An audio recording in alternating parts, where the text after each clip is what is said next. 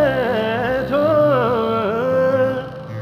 በዳዊት ልመና ወደ አንተ ጮኻለሁ። ጤና ይስጥልኝ አድማጭ ተመልካቾቻችን፣ እንደምን ቆያችሁ? ሳምንት እንደምን አለፈ? ከሳምንት እስከ ሳምንት ከሮብ እስከ ሮብ እንግዲህ ደግመን ተገናኝተናል። በዛሬ ዝግጅታችን የምንወያይበት ርዕስ በገና መሰረታዊ እድገት ያሳየው መቼ ነው በሚል ይሆናል። እንግዲህ ስለ በገና ብዙ ርዕሶች ላይ ተወያይተናል ከዚህ ቀደም። ይሄም ከነሱ መካከል አንዱ ነው የሚሆነው። እንግዲህ አተኩረን በገናንና የበገናን እንግዲህ አንዳንድ ልዩ የሚያደርጋቸውን አንድም ከበገነኛው፣ አንድም ከሪሰርቸሩ፣ አንድም ከዘማሪው፣ አንዱም ደግሞ ከታሪኩ እያዋዛን በገና ላይ እንወያያለን። በገና መወያየታችን ስለምን ነው ብለው የሚጠይቁ ሰዎች እንኳን ቢኖሩ መልሳችን የሚኖር እንግዲህ ላንወያይበት ነው ወይ ነው ላንወያይበት ነው ወይ ነው። ብዙ የሚያወያይ ርዕስ አለው በገና። እንግዲህ እንደ ልባችን መሻት እስከምንችለው ድረስ እንግዲህ ገፍተን ከአባቶቻችን ጸጋ ለመድረስ እንሞክራለን። እንግዲህ ዛሬ ከዝግጅቶቹ መልካም ሀሳቦችን ተቀስማላችሁ ብዬ ተስፋ አደርጋለሁ። ከዝግጅቶቹ ጋር አብሬያችሁ የምቆየውን ኢስራፌል ነኝ። እስከ ዝግጅታችን ፍጻሜ አብራችሁን ቆዩ እላለሁ። አቤቱ በዳዊት ልመና ወደ አንተ ጮኻለሁ። ለዝግጅታችን መጀመሪያ አንድ ዝማሬ አዳምጠን ወደሚቀጥለው ያዘጋጀነው ውይይት ሀሳብ እንገባለን። ለዛሬ የመረጥኩት ዝማሬ ከመጋቤ ስብሐት አቶ አለምዋጋ መዝሙሮች መካከል አንዱ የሆነው ዓለም ማረፊያ ናት የሚለውን ነው። እንግዲህ ዓለም ማረፊያ ናት የሚለው ዝማሬ መጀመሪያ ያዳመጥኩት ከመጋቤ ስብሐት ቢሆንም ቀድሞም ግን ከአለቃ ተሰማ ዝማሬዎች መካከል አንዱ እንደነበረ ግን በኋላ ላይ አስተውያለሁ።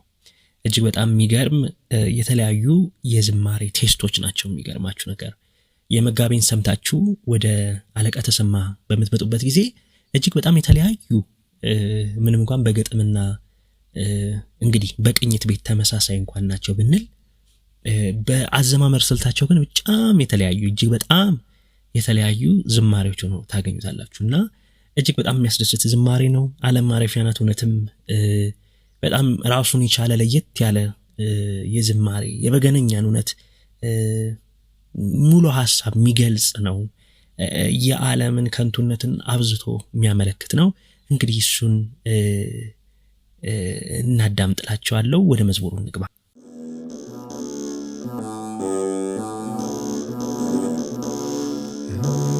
ዓለም ማረፊያ ናት መኖሪያ ገነት፣ ዓለም ማረፊያ ናት መኖሪያ ገነት። ተነሱ እንከተል እኛም ከሄዱት አፈር ከሸተተን ከያዘን በሽታን ብንቆርብ አንድንም ይህን ጊዜን በርታ መቁረብ በሕይወት ነው ንስሐ መግባት መቁረብ በሕይወት ነው ንስሐ መግባት። ይኩሉ አይገኝም ከገቡ መሬት ቆዳ የለበሱን ከገዳም ሲኖሩን ከነሱ አይለይም የአምላካችን ፍቅሩ ወርቅ የለበሰናን ያጌጠ ፍጡር ክብሩ ሁሉ ቀረ ደረቀ እንደ ሳር። እንግዲህ ቀድሞ በፕሮግራማችን መግቢያ እንዳስተዋወቅኳችሁ የመወያያ ርዕሳችን ዛሬ ጠለቅ ብለን በተለይም የበገናን እድገትን የምንወያይበት ነው የሚሆነው። በገና መሰረታዊ እድገት እንዴት ነው? ምን አይነትስ ናቸው እድገቶች የምንላቸው? እውነት ለመናገር በጣም ለረጅም ጊዜ የማስብበት ርዕስ ነው። በጣም ለረጅም ጊዜ በተለይም ኢትዮጵያዊ የሆነ ማንነቱ እና በዓለም ሁሉ ዙሪያ ላይ ደግሞ የተሰበከው ያ የመሳሪያ ደግሞ ማንነቱ በጣም ለየቅል የሆነ ሆኖ አግኝቼዋለሁ። ከብዙ ስልጣኔዎች መካከል አንዱ ራሱን በልዩ ቦታ ላይ አስቀምጦ በክብር በመፈራት በእውነትም በቅድስናና በመንፈሳዊነቱ እንደተጠበቀ ሆኖ እንደተሻገረ አይቼዋለሁ፣ ተመልክቻለሁ። ከብዙ ስልጣኔዎች መካከል ለምሳሌ የአናቶሊያ ስልጣኔ ላይ ያሉ አንዳንድ በጣም የሚገርሙ የቀሩ ያንን ዘመን የሚያወሱ ስዕሎችና የተቀረጹ የድንጋይ ላይ ምስሎች ስለ በገና ብዙ ነገር ይናገራሉ። በተጨማሪም በግብጽ እንዲሁም ደግሞ ብዙ የሮማ ክፍሎች እንዲሁም ደግሞ መጽሐፍ ቅዱሳችን በጉልህ ሲጠቅሰው እንመለከታለን። ይህ መሳሪያ እንቁ እና በጣም ትልቅ ቦታ ያለው መሳሪያ ነው። በገና ከበገናኛው ጋር በጣም ልባዊ በሆነ መልኩ ተሳስሮ የበገናኛውን ልብ ነክቶን ብቻ ሳይሆን የበገናኛውን ደግሞ ማንነት በዛውም ገልጾ የሚያስቀጥል ማንነቱንም ደግሞ ማለት ነው በእውነትም የሚከትብ መሳሪያ ነው እና ይህ መሳሪያ ከደርዳሪዎቹ ጋር አብሮ ነው የሚያድገው። ደርዳሪዎቹም ከመሳሪያው ጋር ነው አብረው የሚያድጉት። የመሻታችን ልክን እግዚአብሔር እንግዲህ እየተመለከተና የጥባታችንን የድካማችንን ልክ እየተመለከተ ጸጋን ሲያጎናጽፈን እንግዲህ የበለጠ የማወቅና የመረዳት እድል እናገኛለን። እንዲሁም ደግሞ እግዚአብሔር ደግሞ ላገናጸፋቸው ለቀደሙ አባቶቻችን በጸጋ ላይ ጸጋ ለሰጣቸው እነሱም ለዚህ ምስክር ሆነው እንዳለፉ እናያለን። በገና በስፔሻሊ በ3 ወይንም 4 አበይት የእድገት ኢራዎች ልበለው መክፈል እንችላለን። ይሄውም የመጀመሪያዎቹ ሰዎች ዘንድ በነበረው ማንነቱና ቀጥሎም ዓለም ከተከፋፈለና ብዙ መንግስታቶች በነበሩ ሰዓት ኢመርጅ ማድረግ በነበሩበት ሰዓት ነው። ሁለተኛው ደግሞ የ20ኛው ክፍለ ዘመን ከመግቢያ በፊት የነበረው ማንነት ሲሆን የኋላ ላይ ግን ያለው አሁን የምናየው የ20ኛው ክፍለ ዘመን ውጤት የሆነው ማንነቱ እድገቱ ነው። ግን አራተኛ ብዬም ደግሞ የምገልጸውም የኛው ዘመን ደግሞ አብሮታል። እንግዲህ መጀመሪያ ላይ የመጀመሪያዎቹ የነ ዮባልን የነ ዳዊትን ዘመን አንስተናል። ከዛም ደግሞ ኢመርጅ እያረጉ ያሉ የሮማ ነገስታቶች፣ የግሪኮቹ፣ የቱርክ፣ የምን ያ ሁሉ ኢንቬዥኖቹን እያወሳን እንመለከታለን። ከዛ በኋላ ደግሞ ወደ 20ኛው ክፍለ ዘመን ደግሞ እንመጣለን። ዓለም እውነትም ያኛውን አዲሱን ዓለም የተቀላቀለችበት በተለይም ዓለም ወደ አንድ መንደርነት መምጣት የጀመረችበት ጊዜ እንመለከታለን። ብዙ ሀገራቶች በአንድነት ብዙ ትላልቅ ገድላቾችን ይሰሩበትን ማለት ነው። ከዛ የኛ ዘመን ደግሞ እናገኘዋለን እና እነዚህ 4 ክፍለ ዘመኖች በገናን ማንነት በሆነ መልኩ ቀርጸውታል፣ በራሳቸው መልኩ ቀርጸውታል። በገናን እስከ ጥፋትም አድርሰውታል። ከጥፋትም አልፎ ደግሞ እስከ እውነትም የተለየ ሚኒንግ እንዲሰጠውም እስከ ማድረግ ድረስ ደርሰውበታል። እና እነዚህ ክፍላተ ዘመናቶችን ስንመረምራቸው የምንረዳው ነገር አርኪኦሎጂካል ፋይንዲንጎቻችን አሁንም ወደ መጀመሪያው አዳማዊ ወደ ሆነው አመጣጥ የሚያመለክቱ ሲሆኑ ዳሩ ግን የያንዳንዱ ኢራ ሲቪላይዜሽን ራሱ ላይ በገናው ላይ ያኖረው ያ ማንነት ግን በእርግጥም አንዳንዱ እንደ ምልከታና ጥቅም እንዳለው ሆኖ ኤቪደንስ ሆኖ ሲቀርብልን፣ ሌላው ግን ደግሞ እጅግ በጣም ደግሞ እንደ ማወናበጃ ዥምብርን የሚፈጥር ሆኖ ደግሞ አግኝቼዋለሁ። በተለይም ከአንዳንዶቹ የሮማ ስልጣኔዎች ጋር የመጣ የጣዖት አምልኮን መሰረት አድርጎ የተወለዱ የበገና ባህሪያቶች በጣም ልዩ አድርገውታል። ኢትዮጵያዊ ማንነት ያልተቀየረ ነው ብሎ መከራከር አንዳንዴ ይከብዳል፣ ያስፈራልም። ምክንያቱም ኤቪደንሶቻችን የሚያሳዩን አንዳንድ ጠለቅ ያሉ ኢትዮጵያውያን በየዘመናቱ እውነትም በአንድም በሌላ መልኩ በወራሪዎችም እንዲሁም ደግሞ ውስጥ በነበሩ አንዳንድ ጦርነት ምክንያቶችም የራሳቸውን መልክ ይዘዋል ብሎ የሚያሳይ ነገር አለው እድገቱ ላይ።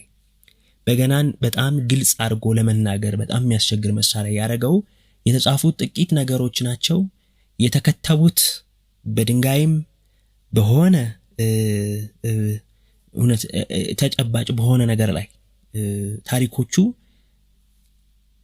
መላ ማንነቱን ከኛ ኢትዮጵያውያን እይታ ጋር ያገናኙ አልቻለም። አንዳንድ ጊዜም ይሄንን መናገር ራሱ በገናውን ያለ መረዳት ነው ብዬ ራሱ ለራሴ መልሼ እነግረዋለሁ። ምክንያቱም በገና እንደ ዓለም ማውራትና በገና እንደ ኢትዮጵያ ማውራት የተለያዩ ነገሮች ናቸው። በገናን እንደ ዓለም ማውራት ማለት በጣም ሲበዛ የገዘፈው ማንነት በጣም ለአንድ ወደ ወከልነው መሳሪያ ወደ መጎተት ይሆናል። ግን መጽሐፍ ቅዱሳዊ ማንነቱንና የታሪክ ማንነቱን ደግሞ በየዘመናቱ ያመጣውን እድገትና ማንነቱ ላይ የተጨመሩት ነገሮችን ስናነሳ ግን ይሄ አያግባባም ማለት ነው። በተለይም ደግሞ የነገርኳችሁ የሮማ ስልጣኔዎች ላይ ኢንቬዥኖችን በየዓለሙ የተደረጉትን ኢንቬዥኖች ስንመለከት በገና በጣም ያንነቱን የማንነቱን እስኪያጣ ድረስ ሙሉ ለሙሉ ሌላ ቅርጽ፣ ሌላ መንገድ፣ ሌላ መልክ፣ ሌላ ምስል ይዞ መጥቷል። ባለ ሁለት አምድ ያለው መሳሪያ ሆኖ መሳሉ ብቻ በገናነቱን አሳይቷል የሚል የለም አመለካከት። ይልቁንም ግን ይሄ አመለካከት ግን ወደ ምን ያመጣል ማለት ነው? ሪሰርቸሮች ከብዙ አንጻር ከብዙ አንግል እንዲመለከቱት ብቻ ነው የሚያመላክተው። ለዚህም ነው እንደ መጽሐፍ ቅዱሱ ለመናገር ብቻ መውሰድ አንዳንድ ጊዜ ይቀላል። ግን መጽሐፍ ቅዱስ ያለ ታሪክ ያለ መጽሐፍ ቅዱስ በጣም ብዙ ነገሮች ሲበላሹ ተመልክቻለሁ። አንዳንድ ሰዎች የራሳቸውን የግል አጀንዳና አይዲዮሎጂ ለማስፈር ሰዎች ላይ መጽሐፍ ቅዱስን ትክክለኛ ማጣቀሻ አይደለም ብለው ይናገራሉ። እርግጥ መጽሐፍ ቅዱሳችን ዶግማና ቀኖና ትምህርት ትውፊትና የነበሩትን አንዳንድ የተላለፉትን ኦራል ቲቺንጎችን ጨምሮ ማለት ነው ሳይጻፉ የቀሩትን ልክ አድርጎ ቢያስተላልፋቸውም ሁሉም ግን ነገሮች ደግሞ አሁን ላይ እንዳሉት እንዳልነበሩ ደግሞ የሚያሳይ ነገር አለ። መጽሐፍ ቅዱስ አይሳሳትም አንልም። ግን በዓለም ሁሉ ላይ ደግሞ ያለነው በመጽሐፍ ቅዱስ ማህበር ስር ያለነው ሁላችንም ደግሞ አሁን ላይ ያለው መጽሐፍ ቅዱስ ፉሊ ልክ ነው ብለን ተቀብለናል። ይሄ ማለት ዘመን አይሻሻልም፣ ዘመን አይቀየርም፣ ስም አይቀየርም፣ ቦታ አይቀየርም፣ የደራሲው ስህተት ሊኖር አይችልም። ይችላል እግዚአብሔር ሊደብቅ ወይንም አንዳንድ ጊዜም እንዳልነበረ። ለምሳሌ ከመጽሐፍ ቅዱስ ታሪኮች ውስጥ አንዳንዶቹ ቦታዎች የት እንደሆኑ አይታወቅም። በአንድም በሌላ መልኩ ትሬስ ባክ የተደረጉበት መንገድ የራሱ እይታ ቢኖርም ልክ የሚያስብላቸው ግን አንዳንድ ድብቅ የሆኑ ነገሮች አሉ። እንደዛው ሁሉ በዶግማችን ባንከራከርም ዶግማችን ልክና ልክ ነው፣ ምንም ጭማሪ ቅናሽ ያስፈልገውም ብለን ብንከራከርም ወደ ታሪክ ዘውግ ጉዳይ ግን ስንገባ ግን ታሪክ አሻሚ ሆኖ እናገኘዋለን። ይሄንን ግን ስቲል የምናመጣው ሰብአዊ ከሆነው ታሪክ ጋር ማለትም ስጋዊ ከሆነው ታሪክ ጋር ነው እንጂ በክርስቶስ ታሪክና በነበሩት የቀደሙት አባቶች ከትንቢትና ከሐዋርያት ፈለግ ከወሰድነው ታሪኮች ጋር ግን የሚጋጭ ታሪክ አለ ብለን አይደለም። የታሪኩ ቦታ ምናልባት እዚህ ነው እዛ ነው የሚባል በአሁናዊ ትርጓሜ ሊቀያየር ይችላል እንጂ ታሪኩ ግን እውነት እንዳለው እንቀበላለን። ይሄ ምንም የሚያከራክር ነገር የለውም። ምክንያቱም ያሁን እይታ መናገር በመጽሐፍ ቅዱሳዊ እይታ ያኔና አሁንን አንድ እንዳላረገው ብዙ የሚያሳዩ ነገሮች ስላሉ ነው። ስለዚህ አንዳንዶች ክሌም ያደርጋሉ፣ እኛ እዚህ ነን፣ እኛ እንደዚህ ነን ይላሉ። አንዳንዶች እንደዛ ነው ይላሉ፣ አንዳንዶች ዲዛይን አለሉ። ከተጠቀሱት ቦታዎች ከተጠቀሱት እዛ ቦታ ላይ ጂኦግራፊካል ሊሆን ይችላል፣ ወይም ደግሞ ስም ጠቀስ በሆነ ጉዳይ ሊሆን ይችላል፣ ወይም ደግሞ ቋንቋ ጠቀስ በሆነ ምክንያት ሊሆን ይችላል። የራሳቸውን ምልከታ ሳይተው እኛን ሊሆን ይችላል የጠቀሰን ወይም እኛን ሊሆን ይችላል የጠቀሰን እንደሚባል እንመለከታለን። ግን ታሪኩ ይዘት ላይ ግን የምንከራከርበት አይደለም። ወደ እድገቱም ስንመጣ በበገና ጉዳይ ከሌዋውያኑ ኢቭን ራሱ መቀበል ጀምሮ ኢትዮጵያ ማለት ነው የነበሩት የበገና የእድገት ሂደቶች ግልጽ ሆኖ አልተቀመጡም። በተለይም ያችኛዋ ጊዜ ምንም አይነት የተገለጸ ኢቭን ማግኘት የቻልነው እንኳን ነገር የለም። በጣም ትሬስ ባክ ማድረግ የቻልናቸው አንዳንድ ራሱ የብራና ስዕሎች የብራና ላይ የጻፉ አንዳንድ ታሪኮች ራሱ የሚገልጹት በጣም እስከ ቅርብ ጊዜ ያለው ነው። ምናልባት 13ኛ 12ኛ ክፍለ ዘመን የነበሩትን ነው፣ ግን አላገኘንም ነው። በትክክልም በገና ከዚህ ወደዚህ ተቀይሯል የሚለው ነው። በጣም የሚገርመውና በጣም የሚያስፈራውም ደግሞ ይሄው ነው። ምክንያቱም በገናን ራሱ ቅርብ ጊዜያቶች ላይ በተጨመሩ አዳዲስ የአደራደር ስልቶች፣ በተጨማሪ የአሰራር ሂደቶች፣ ከዛም አልፎ ተርፎ ደግሞ የአቀራረብ መንገዶች በገናን በልዩ መልኩ እንዲያድግም አድርገውታል። ይሄ ነገሮች ኮንትሪቢዩት ያደርጋሉ። ስለዚህ ቁርጥ ያለ ሐሳብ ይዘን ይሄ ነው እድገቱ ማለት ይከብዳል። ባሉት ነገሮች ላይ ግን ስንነጋገር ግን እነዚህ ምልከታዎችን ከምን ውስጥ መክተት አለብን? ከሐሳብ ውስጥ መክተት አለብን ማለት ነው። አስቸጋሪ ሐሳብ እንግዲህ ለኔም የሚከብደኝ ሁሉ ጊዜ ስለ በገና ማንነት ከመናገር በላይ ስለ በገና ነገን እና ትላንትን ነው። ዛሬን እንኳን ዛሬን መናገር እችላለሁ፣ ግን ስለ ትናንትናና ስለ ነገን ግን ለማውራት በጣም አስቸጋሪ ሆኖ እናገኘዋለን። ቁርጥ ያለም መንፈሳዊነት የሚጠይቅ ነው፣ መጋደል የሚጠይቅ ነው። እነዚህ ነገሮች ለመረዳት ጸጋ እግዚአብሔር የሚጠይቅ ነው ማለት ነው። እንግዲህ እንዲህ ብለን ከፕሮግራማችን ፍጻሜ ደርሰናል። እንግዲህ ከዝግጅታችን ትምህርት እንዳተረፋችሁ፣ እውቀት እንዳተረፋችሁ ተስፋ አደርጋለሁ። በኮሜንት ቦክሶቻችን ላይ እንግዲህ የዛሬውን ውይይት ሐሳብ የተሰማችሁንም ጥያቄዎች ካሉም ብታቀርቡ እመለከታችኋለሁ። እናንተ ፕሮግራሞችን ለወዳጅ ጓደኞቻችሁ እንዲሁም ደግሞ ሊማሩበት ይችላላችሁ ብላችሁ ለምታስቧቸው አጋሯቸው። እንግዲህ እንዲህ ብለን ፕሮግራማችን ፈጽመናል። ከእናንተ ጋር አብሮ የቆየሁት ሱራፌል ነኝ። ከሳምንት እስከ ሳምንት ደግመን እስክንገናኝ ሰላም ቆዩኝ እላለሁ።